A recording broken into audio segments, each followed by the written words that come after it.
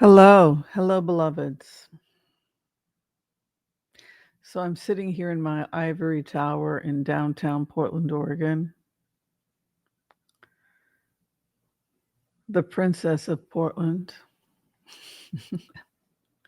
Used to be the princess of Seattle. Now I'm the princess of Portland. Uh, what is that, Woodpecker? That book where he falls in love with the princess of Seattle. Um, so here is tonight's remote view. So I did a remote tonight. And as I went into this meditation, I was trying to see the energy that I had or that I felt as I put myself in the shoes of people that were in high positions of power, whether it was in the government or in the tech world. And what I found amongst the male leaders in these groups, these high performance groups, was high performance drugs and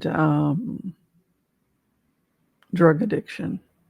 And what concerns me about the remote is I saw men wanting to be the top lions, that these were extremely aggressive men. Matthew McConaughey plays them in movies like, it's a group of men that want to hold on to the top of the mountain. And so what they do is they'll do just about anything to keep that top position. But the other thing is that they may move to enhancement drugs, performance enhancement drugs. And the problem with that is that many of the drugs, not just performance enhancing, but people who have a lot of anxiety also may be taking things like benzodiazepines, for example, to help with your muscles relax, or Ambien to help you sleep. That's what it feels like. It feels like a group of men who are struggling to be the lions on the top of the mountain as long as possible. It reminds me of the White House doctor, Ronnie Jackson, getting called out for giving out too many pharmaceuticals. So, what were the pharmaceuticals? Viagra, amphetamines, Ambien, right? Those are the main things that they found, right? Was Viagra. So, what's happening energetically when you go into it is that we have a world that's becoming increasingly agitated because the energy of somebody that's on these types of performance drugs is one of profound agitation. I feel intense and nervous, and like I've had not quite the same as having too much coffee, but a little bit of that, and panic attacks, and this constant drive for competition. And the problem with that is that it's becoming these drugs, and what the drugs are doing for this population of this group of people is that it is putting the world in imbalance. And so it's not just that these men are driven, it's that they are being driven by the pharmaceuticals that they're taking. And the impact of those pharmaceuticals on their brains, on their choices, on their ability to have empathy for another human being, we are now seeing the consequences of that. So we have people who have a drive to have power. And in a sane society, maybe they get to a certain level of power, but they're jerks. And then when we get out of whack, and then these same people, they discover performance enhancing drugs and they become even more aggressive and they won't take no for an answer and they push their way into the top. They might break a few laws along the way. That's what this energy is. So, say somebody was a jerk before.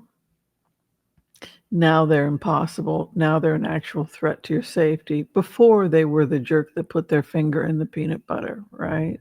Living with that asshole. Pardon my French.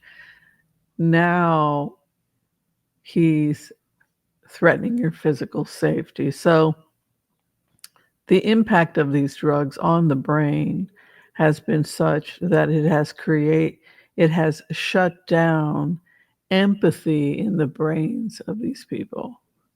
Maybe they were jerks, but they had a little bit of empathy. And it has turned on a switch towards aggression, fight or flight. I mean, it's this real fight energy you feel. It's like Fight Club. And the other energy you get from this is that it's going to get worse so long as they keep taking the drugs, that the drugs are having an impact on the ability to have empathy. And that has led to strange ideas about women.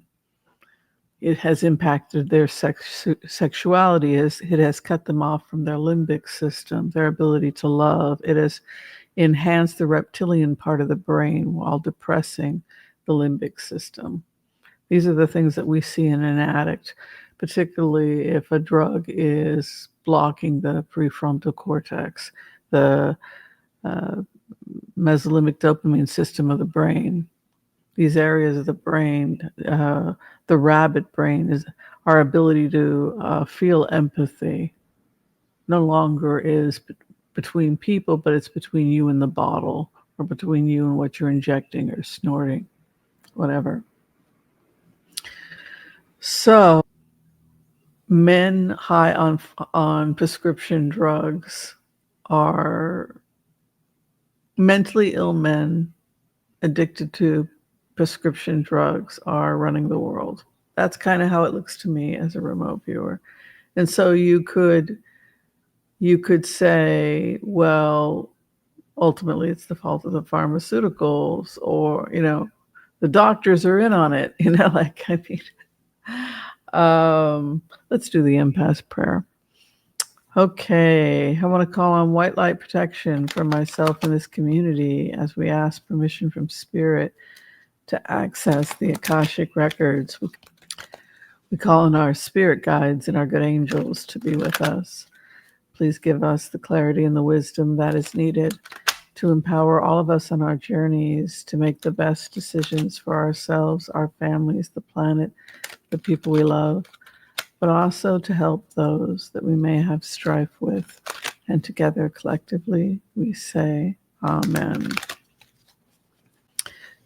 Occasionally, as a person who, I work as a naturopathic doctor, and I also give readings. And occasionally, I'll get calls from women who are still young and vibrant in their 60s, 70s, and beyond. And their husband begins to act strange. For example, he may lose impulse control.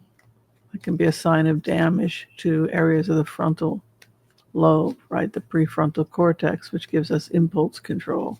And this is an area of the brain which can also be affected by certain types of pharmaceuticals, that ability to think before we act. The point I'm trying to make is this. These drugs are impacting the way people think, and these guys will show up in their 50s and 60s and beyond, and they've done cocaine in the 80s. They Now they're doing amphetamines. Maybe they're, maybe they're doing things that are opioids as well. Maybe they're doing speedballs where they're combining an amphetamine with a with an opioid, right? A speedball.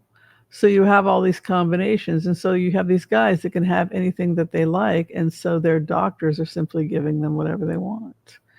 And that's kind of the energy you get, and that it is putting the whole world at risk, and that is the point that I'm making. And it's also hurting women because it's creating this kind of amphetamines, cocaine, and any kind of amphetamine or upper or anything that affects the catecholamines, right? Um, cocaine being top of the list. These are drugs that make you think you're invincible. They make you think you're a genius. They make you think that you are the greatest thing ever. It's interesting that we have this fool and devil would be addiction in the first house. Things moving very quickly, not in their right mind. You see?